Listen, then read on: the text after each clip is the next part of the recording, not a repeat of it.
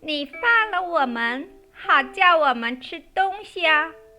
本雅明说：对，你放了我们，我们才能吃东西啊。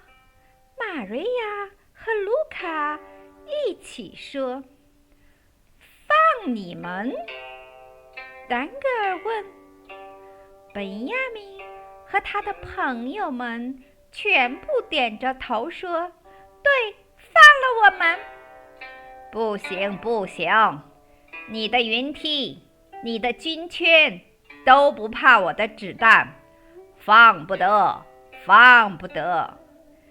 丹格尔说话的同时，枪口指了一下本雅明脖子上的金锁，又指了一下红孩儿脖子上的金圈。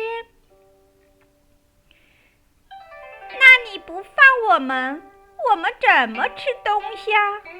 本雅明怎么吃竹子啊？玛瑞亚问。没关系，莱斯喂你们。丹格尔说。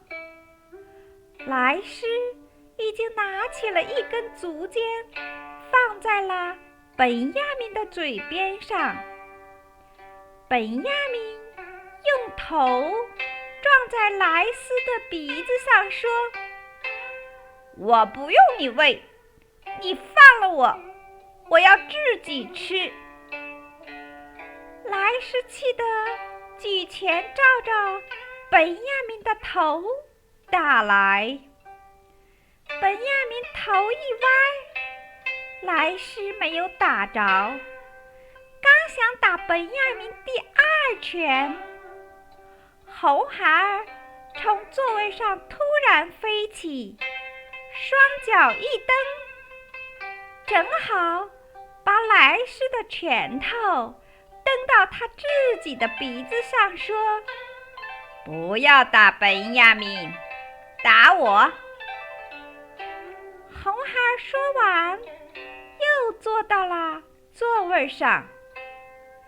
莱斯由着自己的鼻子说：是你让我打你的哦，你不能躲。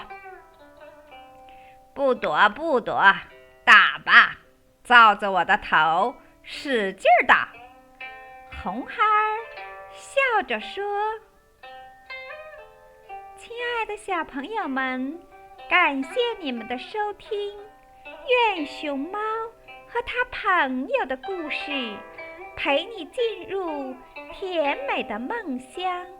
明晚的月亮爬上树梢，你静静地躺在床上时，熊猫和他的朋友又来陪伴你啦。